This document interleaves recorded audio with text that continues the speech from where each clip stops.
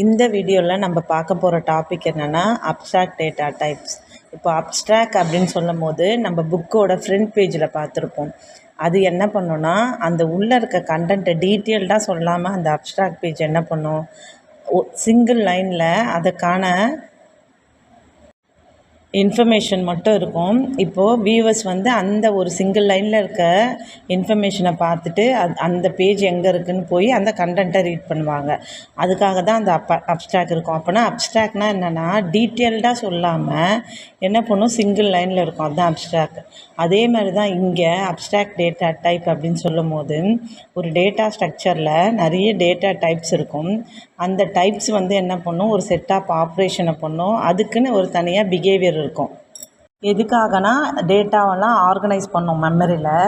இதெல்லாம் என்ன பண்ணும் அப்ஸ்ட்ராக்ட் டேட்டா டைப்ஸ். அந்த ஆப்ரேஷன்ஸ்லாம் எப்படி நடக்கும்னு சொல்லாது, ஆனால் வந்து என்ன ஆப்ரேஷன் பண்ணும் அப்படின்னு சொல்லி அதுக்குள்ளே வச்சுருக்கோம். அதாவது மெமரிக்குள்ளே எப்படி ஆர்கனைஸ் பண்ணியிருக்கு அப்படின்னு சொல்லிட்டு சொல்லாது. அதுக்கப்புறம் அது எப்படி அந்த ஆப்ரேஷனை இம்ப்ளிமெண்ட் பண்ண போகுது அப்படின்ற விஷயத்தையும் அப்ஸ்ட்ராக்ட் டேட்டா டைப் சொல்லாது. அதை தான் நம்ம என்ன சொல்லுவோம், அப்ஸ்ட்ராக்ட் அப்படின்னு சொல்கிறோம். For example, stack abstract data type பார்த்தோன்னா, லாஸ்ட் இன் ஃபஸ்ட் அவுட். அதாவது டாப் ஆஃப் தி ஸ்டாக்கில் தான் வந்து பார்த்தோன்னா நமக்கு டெலிஷனோ இல்லை இன்சர்ஷனோ நடக்கும். அதாவது எது லாஸ்ட்டு இன்சர்ட் ஆகுதோ அதுதான் ஃபஸ்ட்டு வந்து நமக்கு டெலீட் ஆகும். ஆனால் நம்ம என்ன பண்ணுவோம், ப்ரோக்ராமர்ஸ் நமக்கு லாஸ்ட்டாக இன்சர்ட் பண்ணணும், லாஸ்ட்டாக டெலீட் பண்ணோன்னா நம்ம வெறும் ஸ்டாக் அப்படின்ற அப்ஸ்ட்ராக்டை மட்டும் யூஸ் பண்ணுவோம். ஆனால் அதை டீட்டெயில்டாக நம்ம ப்ரோக்ராமர் என்ட்ரி பண்ணணுன்னு அவசியம் கிடையாது. அந்த ஸ்டாக் அப்படின்ற அப்ஸ்ட்ராக்ட் டேட்டா டைப்பை மட்டும் யூஸ் பண்ணால் போதும். Features of abstract data type அப்படின்னு பார்த்தோன்னா, ஃபஸ்ட்டு ஃபீச்சரே நமக்கு அப்ஸ்ட்ராக்ஷன். அப்ஸ்ட்ராக்ஷன்னா என்னென்னா, எசென்ஷியல் இன்ஃபர்மேஷனை மட்டும்தான் யூஸருக்கு கொடுக்கும். அப்படின்னா என்னென்னா, இம்ப்ளிமெண்டேஷனை டேட்டா ஸ்ட்ரக்சர் இம்ப்ளிமெண்டேஷன் இன்ஃபர்மேஷன்லாம் யூஸருக்கு ஷோ பண்ணாது. அதுதான் வந்து அப்ஸ்ட்ராக்ஷன். நெக்ஸ்ட்டு ஒன் பார்த்தோன்னா, பெட்டர் கன்செப்சுவலைசேஷன். பெட்டர் கன்செப்சுவலைசேஷன்னா என்னென்னா, ரியல் வேர்ல்டோட மிங்கிள் ஆகிடும். அதாவது புதுசாக ஒரு கான்செப்டையோ ஒரு ஐடியாவோ கொண்டு வரும்போது இந்த அப்ஸ்ட்ராக்ட் டேட்டா டைப் வந்து ஈஸியாக வந்து மிங்கிள் ஆகி அந்த ஃபார்மேஷனுக்கு கொண்டு வரும். நெக்ஸ்ட்டு ஒன் பார்த்தோன்னா ரோபஸ்ட் அப்படின்னா என்னென்னா, எரரை கேட்ச் பண்ணுறதுக்கு யூஸ் ஆகும். எரர் அப்படின்னு சொல்லும் போது இந்தந்த சுச்சுவேஷனில் இந்த மாதிரி எரர்லாம் வரும் அப்படின்னு சொல்லி முன்கூட்டியே கணிச்சு வச்சுருவாங்க. இதன் மூலயமா வந்து எரரை வந்து ஈஸியாக கேட்ச் பண்ணும். நெக்ஸ்ட்டு ஒன்று பார்த்தோன்னா என்கேப்சுலேஷன்னா இன்டர்னல் டீட்டெயில்ஸ் எல்லாத்தையும் ஹைட் பண்ணிவிட்டு பப்ளிக்கு தேவையான இன்ஃபர்மேஷனை மட்டும் ப்ரொவைட் பண்ணும். இதை தான் வந்து நம்ம என்கேப்சுலேஷன் சொல்லுவோம். இதனால் வந்து ஈஸியாக டேட்டாவெலாம் மெயின்டைன் பண்ணலாம். இப்போ என்கேப்சுலேஷனுக்கும் அப்ஸ்ட்ராக்ஷனுக்கும் என்ன டிஃப்ரென்ஸ்னு பார்த்தோன்னா, அப்ஸ்ட்ராக்ஷன் என்ன பண்ணும், தேவையான டீட்டெயில்ஸ் மட்டும்தான் ப்ரொவைட் பண்ணும்.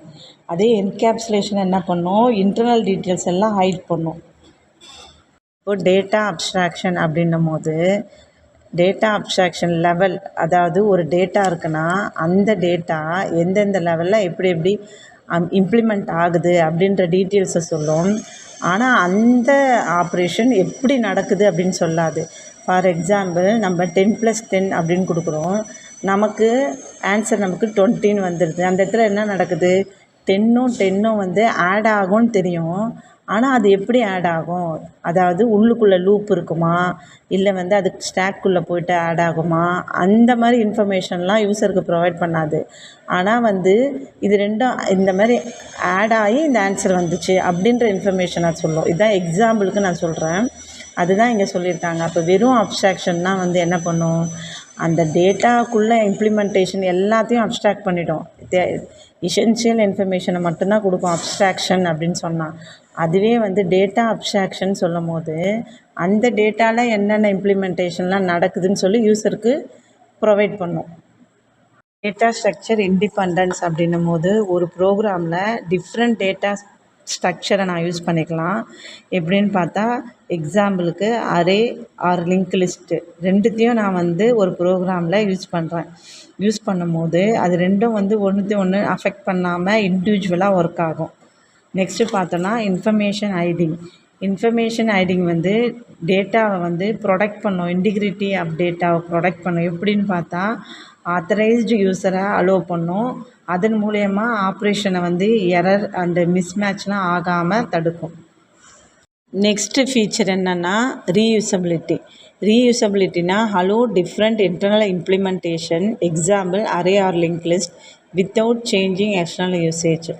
அலோவ் பண்ணும் இன்டர்னல் இம்ப்ளிமெண்டேஷனுக்கு, அரேக்கும் லிங்க் லிஸ்ட்டுக்கும் இன்டர்னல் இம்ப்ளிமெண்டேஷனுக்கு அலோவ் பண்ணி without changing external usage. External usage change பண்ணாமல் அப்படியே யூஸ் பண்ணோம். அதாவது இப்போ நான் ஒரு பெரிய ப்ரோக்ராம் இருக்குன்னா அந்த ப்ரோக்ராமில் என்ன பண்ணுறேன், சில டேட்டா டைப்ஸ்லலாம் வந்து ஃபஸ்ட்டே டிக்ளேர் பண்ணிடுறேன். டிக்ளேர் பண்ணிவிட்டு அதை அதுக்கு ஒரு நேம் கொடுத்துட்றேன். அதை வந்து நான் வேணுன்னும் போது தேவையான மாடல்ஸ்க்கு யூஸ் பண்ணிக்கிறேன். அதாவது சப் ப்ரோக்ராம்ஸ்க்கெலாம் யூஸ் பண்ணிக்கிறேன். இதை தான் ரீயூசபிலிட்டி அப்படின்னு சொல்கிறோம். செக்யூரிட்டி அப்படின்னும் போது டேட்டாவை ப்ரொடெக்ட் பண்ணுறோம். தேவையில்லாத ஆக்சஸை ப்ரிவெண்ட் பண்ணுறது மூலயமா டேட்டாவை ப்ரொடெக்ட் பண்ணுறோம். இதனால் பக்ஸ்லாம் மினிமைஸ் ஆகும். தேவையில்லாத சேஞ்சஸ்லாம் இதன் மூலயமா தடுக்கலாம். நெக்ஸ்ட்டு பார்த்தோன்னா மாடுலாரிட்டி அப்படின்னும் போது ஒரு டேட்டா டைப் வந்து இன்னொரு டேட்டாவோட கம்பைன் பண்ணும். அதாவது ஏடிடி அப்படின்னும் போது அப்ஸ்ட்ராக்ட் டேட்டா டைப் தானே நமக்கு. அந்த அப்ஸ்ட்ராக்ட் டேட்டா டைப் வந்து இன்னொரு அப்ஸ்ட்ராக்ட் டேட்டா டைப்போட கம்பைன் ஆகி ஒர்க் பண்ணுறது மூலயமா பெரிய அதாவது கிரேட்டர் ப்ரோக்ராம்லலாம் வந்து மாடுலாரிட்டி கான்செப்ட் வந்து நமக்கு ஃப்ரீசபிளாக இருக்கும் ப்ரோக்ராமிங் எல்லாம் மேக் பண்ணுறதுக்கு. இப்போது மாடுலாரிட்டி அப்படின்னு சொல்லும் போது ஒரு அப்ஸ்ட்ராக்ட் டேட்டா டைப்பையும் இன்னொரு அப்ஸ்ட்ராக்ட் டைப்பையும் கம்பைன் பண்ணி ஈஸியாக ப்ரோக்ராமிங்கை டெவலப் பண்ணுறதுக்கு யூஸ் ஆகுது. ஓவராலாக அப்ஸ்ட்ராக்ட் டேட்டா டைப்னால் என்னன்னு சொல்லலான்னா அது வந்து ஒரு ஆர்கனைசிங் அண்ட் மேனிப்புலேட்டிங் டூல்.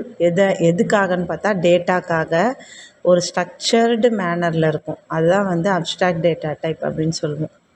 இந்த இமேஜில் பார்த்தோன்னா நமக்கு array link list 2 abstract data type இருக்குது. இது என்ன பண்ணும், இன்டர்னல் டேட்டாவெல்லாம் ஹைட் பண்ணிடும். எப்படின்னு பார்த்தா 2 ஃபங்க்ஷன் இருக்குது, பப்ளிக் ஃபங்க்ஷன், ப்ரைவேட் ஃபங்க்ஷன். அதுக்கேற்ற மாதிரி இந்த டேட்டாஸ்லாம் ப்ரொவைட் பண்ணும். பப்ளிக் ஏற்ற மாதிரி பப்ளிக்கும், ப்ரைவேட் ஃபங்க்ஷனுக்கு ஏற்ற மாதிரி ப்ரைவேட்டுக்கும் வந்து அதுக்கான டேட்டாஸை என்ன பண்ணும், அப்ஸ்ட்ராக்ட் பண்ணி கொடுக்கும். இதில் வந்து இன்டர்ஃபேஸ் வந்து எதோட கனெக்ட் ஆகணும்னா அப்ளிகேஷன் ப்ரோக்ராமோட கனெக்ட் ஆகிருக்கும். அப்போது ஒரு அப்ளிகேஷன் ப்ரோக்ராமுக்கும் அப்ஸ்ட்ராக்ட் டேட்டா டைப்புக்கும் வந்து கம்யூனிகேஷன் டூலாக என்ன இருக்குன்னா இன்டர்ஃபேஸ் தான் கம்யூனிகேஷன் டூலாக இருக்கும். ஃபஸ்ட்டு நம்ம பார்க்க போகிறது எக்ஸாம்பிள்ஸ் ஆஃப் ஏடிடியில் லிஸ்ட்டுன்னு பார்த்தா சீக்வென்ஷியல் கலெக்ஷனாக இருக்கும். இது என்ன பண்ணும், இன்டர்னல் இம்ப்ளிமெண்டேஷனெல்லாம் வந்து ஹைட் பண்ணும்.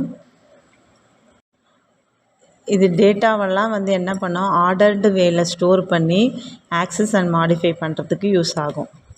டேட்டா டைப்ஸோட எக்ஸாம்பிள்ஸ் வந்து லிஸ்ட்டு, ஸ்டாக்கு, கியூ, இது 3த்தையும் பார்க்குறோம். இப்போ வந்து ஃபஸ்ட்டு லிஸ்ட்டை பற்றி பார்த்தோம். அதில் லிஸ்ட்டில் இருக்க ஆப்ரேஷன்லாம் பார்த்துக்கலாம்.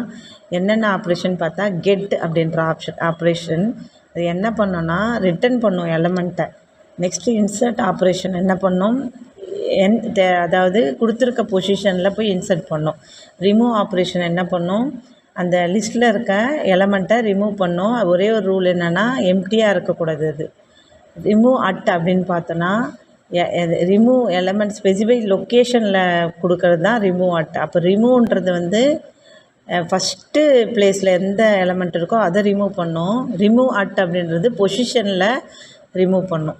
நெக்ஸ்ட்டு என்ன ஃபங்க்ஷன் பார்த்தா ரீப்ளேஸ் என்ன பண்ணும், எலமெண்ட்டை ஆல்ரெடி இருக்க எலமெண்ட்டை தூக்கிட்டு இந்த எலமெண்ட்டை நம்ம நியூவாக கொடுக்குற எலமெண்ட்டை ரீப்ளேஸ் பண்ணும்.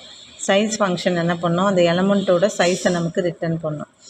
எம்டி ஃபங்க்ஷன் என்ன பண்ணோன்னா அந்த லிஸ்ட்டு வந்து எம்டியாக இருந்தால் ட்ரூவை ரிட்டர்ன் பண்ணும், இல்லைனா ஃபால்ஸை ரிட்டர்ன் பண்ணும். ஃபுல் ஃபங்க்ஷன் என்ன பண்ணும், சப்போஸ் லிஸ்ட்டு வந்து ஃபுல்லாக இருந்துச்சுன்னா ட்ரூவை ரிட்டர்ன் பண்ணும், அதர்வைஸ் ஃபால்ஸை ரிட்டர்ன் பண்ணும்.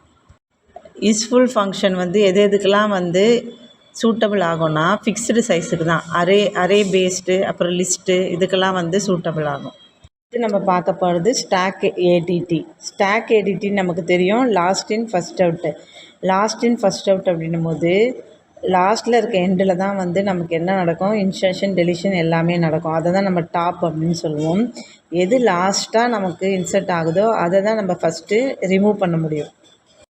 புஷ் ஆப்ரேஷன் ஸ்டாக்கில் என்ன பண்ணோன்னா எலமெண்ட்டை இன்சர்ட் பண்ணும். பாப் ஆப்ரேஷன் என்ன பண்ணுன்னா எலமெண்ட்டை ரிமூவ் பண்ணும். பீக் ஆப்ரேஷன் என்ன பண்ணுன்னா டாப் ஆஃப் த ஸ்டாக்கில் இருக்க எலமெண்ட்டை என்ன பண்ணும், டெலீட் பண்ணாமல் ரிட்டன் மட்டும் பண்ணும். அதாவது அப்போது அந்த ஸ்டாக்கில் வந்து ஏதாவது எலமெண்ட் இருக்கணும், எம்டியாக இருக்கக்கூடாது.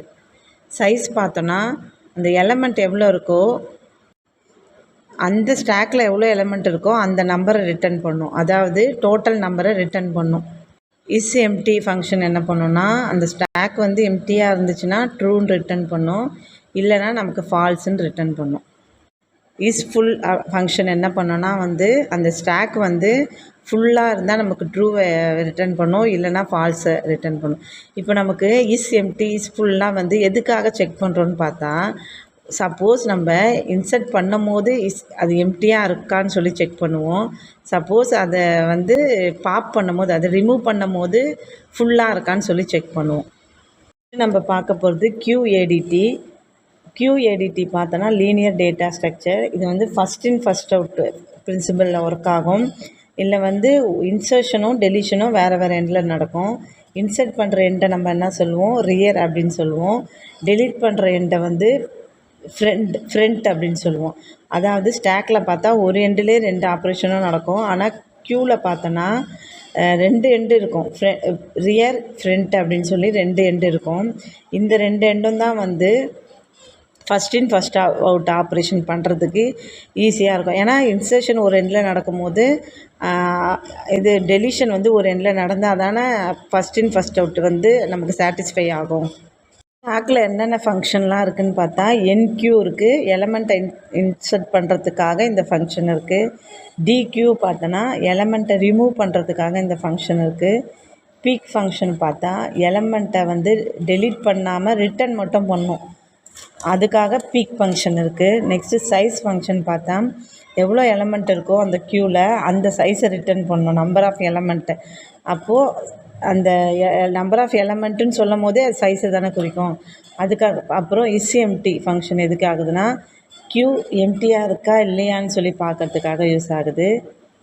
சப்போஸ் எம்டினா ட்ரூவை ரிட்டன் பண்ணும், அதர்வைஸ் ஃபால்ஸை ரிட்டன் பண்ணும். அப்ஸ்ட்ராக்ட் டேட்டா டைப்பில் மேக்ஸிமம் எல்லா பாயிண்ட்டையும் பார்த்துட்டோன்னு நினைக்கிறேன். இந்த வீடியோ உங்களுக்கு பிடிச்சிருந்தால் லைக் பண்ணுங்கள். சப்ஸ்கிரைப் பண்ணாமல் பார்த்துட்டு இருந்தால் சப்ஸ்கிரைப் பண்ணிக்கோங்க. பெல் ஐக்கானை கிளிக் பண்ணிக்கோங்க. தேங்க்யூ.